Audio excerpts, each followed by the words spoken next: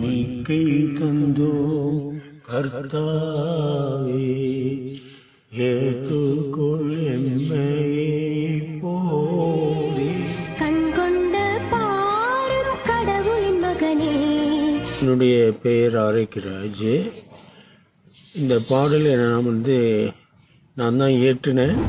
1970 அந்த சமயத்தில் நான் ஏற்றினேன். அதிர்ச்சியான நிகழ்ச்சி. நான் வெளியில் என்னுடைய புல்லட்டில் வண்டியில் போயிட்டு வந்தபோது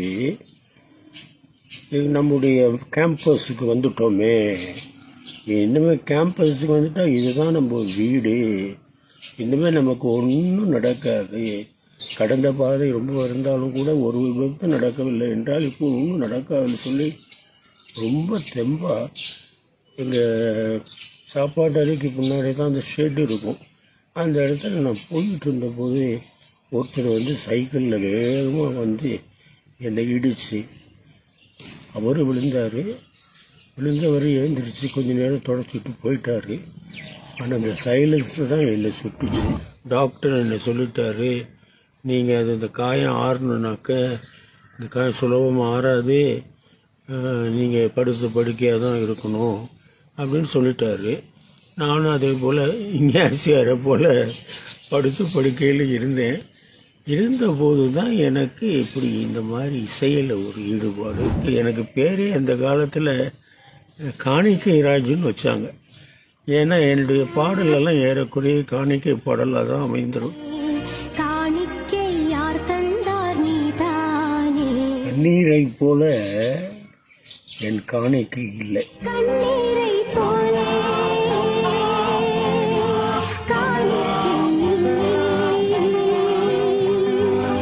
கண்ணீர் சுரப்பது நாம் சில சமயத்தில் நினையாத போது கூட தானாக சுரக்கும். அது மன உணர்வை பொறுத்து இருக்கின்றது. அந்த மாதிரி சுரக்கின்றது.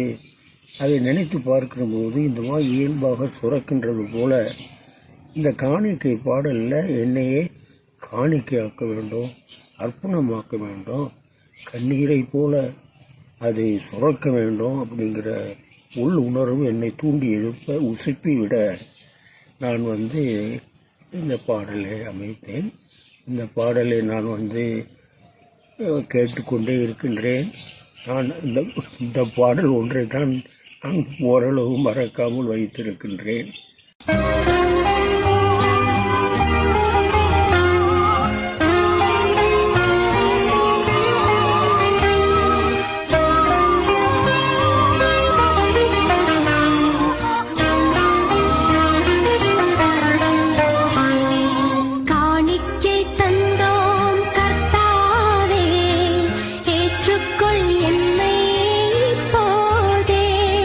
கண்கொண்ட பாரும்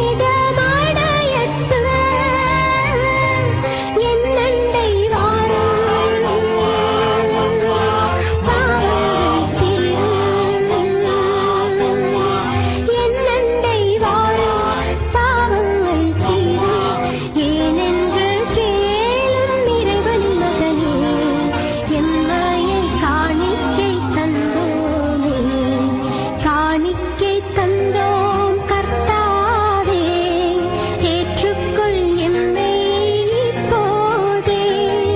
கண்கொண்டு பாரும் கடவுளின் மகனே, காணிக்கை யார் தந்தார் நீதானே.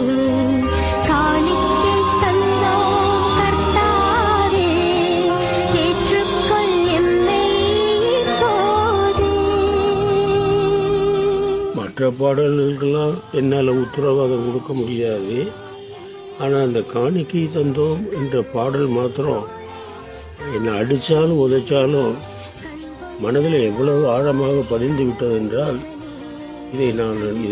இதுதான் என்னுடைய பாடல் என்று உறுதியாக நான் சொல்லுவேன்.